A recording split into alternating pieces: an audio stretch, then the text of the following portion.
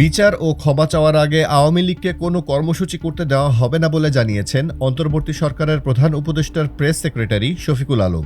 ক্ষমতা হারানোর ৬ মাস পর আসছে ফেব্রুয়ারিতে হরতাল পালন সহ বিভিন্ন কর্মসূচি দিয়েছে আওয়ামী লীগ।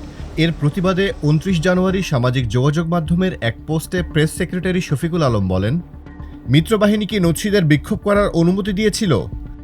যতক্ষণ না আওয়ামী লীগ এই গণহত্যা, হত্যাকাণ্ড এবং প্রকাশ্য দুর্নীতির জন্য ক্ষমা না চাইবে এবং যতক্ষণ না তাদের অন্যায়কারী নেতাকর্মীরা বিচার ব্যবস্থার কাছে আত্মসমর্পণ করে তাদের অপরাধের জন্য বিচার কার্যের প্রক্রিয়া শুরু করে পাপমোচন করতে উদ্যোগ না নেবে এবং যতক্ষণ না আওয়ামী লীগ তাদের বর্তমান নেতৃত্ব ও ফ্যাসিবাদী আদর্শ থেকে নিজেকে আলাদা না করবে, ততক্ষণ পর্যন্ত তাদের বিক্ষোভ করার অনুমতি দেওয়া হবে না।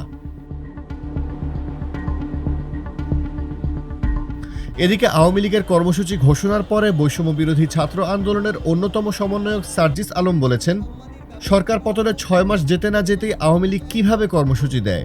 ২৯ জানুয়ারি সকালে কাকরাইলে উইলস লিটল ফ্লাওয়ার স্কুলের জুলাই গণঅভ্যুত্থান প্রদর্শনীতে গিয়ে তিনি এসব কথা বলেন।